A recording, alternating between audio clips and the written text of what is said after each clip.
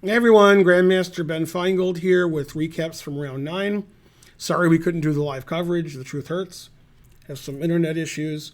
The game we're going to show is Teimour Radjabov white against the American Hikaru Nakamura. As with about 90% of the games this tournament, it started with a Berlin. This position. I think every game white's played D3 this tournament. I think so. Including this round. D3. Bishop C5. And white played C3. In another game this round, we saw castles. C3 was played. And, they played their usual, not super exciting kind of Berlin stuff. Excuse me. That's nothing to hiccup at. So the game wasn't super exciting. As you can see, nothing's happening. And in this position, for unknown reasons, Nakamura made a bad decision.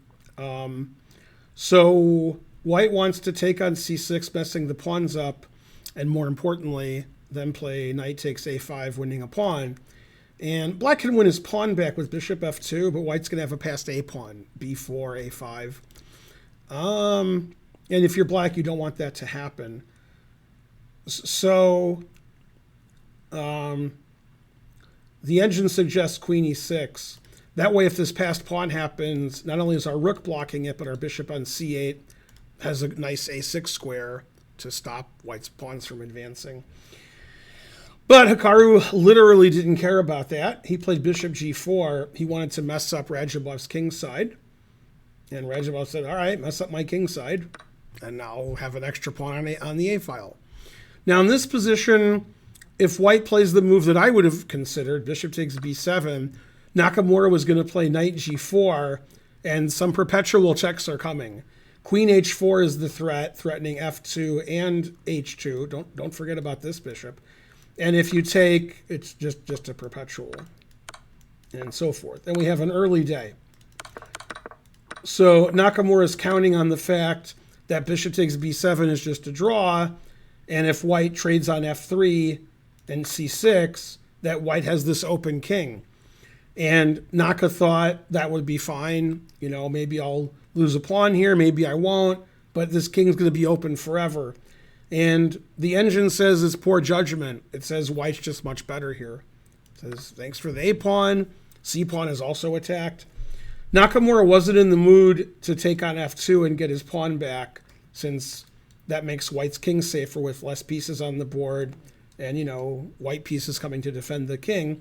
So he just played queen e6. He wants to come in here and, do some kind of checkmate, perpetual check kind of thing. Queen e2. Pre-defending the pawn on f3, knight h5, b4 defending his knight, and he played king h8. That seems like a loss of a tempo that you can't really afford.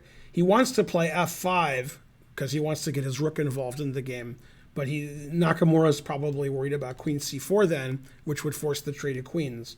And then eventually this passed a-pawn's going to be a passed a-pawn. So he played king h8, king h1, h6. Again, very slow play for being down a pawn. Rook g1, f5, rook g2. He opens the f-file, takes with the queen, activating his queen. Both sides have bad pawn structures, but white has more pawns than black. Black just doesn't have compensation for a pawn. It's an outside passed pawn, too. I mean, black's not doing anything where you would say, oh yeah, good compensation for a pawn. It seems like he's got nothing for a pawn. Rook f6, trying to double up on the bubble up. Bishop e3. They trade bishops.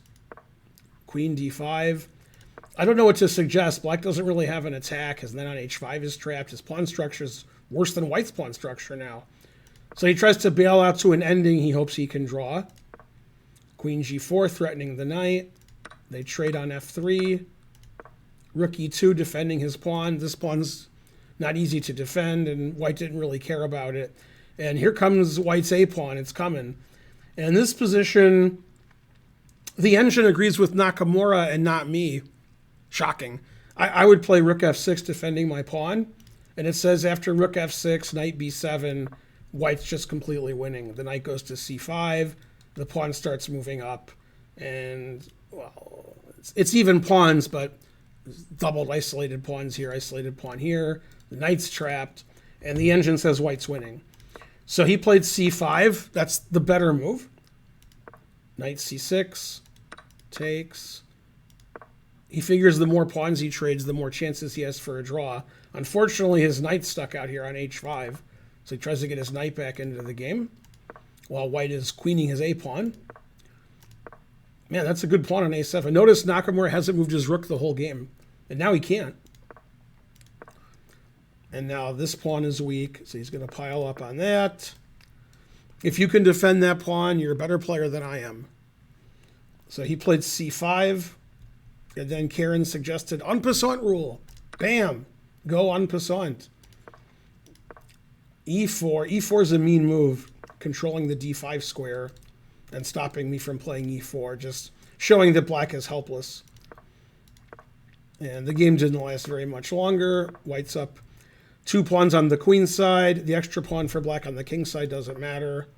Now you can see why he played e4. He wants to play knight c7 check. Knight to b6. And that's all she wrote. And here Nakamura resigned. He can't make any move other than knight takes knight. Since knight takes rook is threatened and knight takes knight check is threatened. He has to take, and there's no defense to rook b8. If you play king c7, I check, and then I play rook b8. And you won't be saved by rook d8 because I take on d8. And then I make a queen. That's like basically the only variation. And this position's so good for white, the final position, the engine actually announces mate. I guess engines are better than humans. This is mate in 35. In fact, that line I showed you was the main line. Not sure how it sees mate in 35. But okay, anyway, very nice win from Radjabov. It's the first game he's won in the last 3 years in slow chess. He had 31 draws and 5 losses his last 36 rated games, slow rated games. And Nakamura, after beating Caruana in probably the game of the tournament, loses with black to Radjabov, who was tied for last. Not anymore.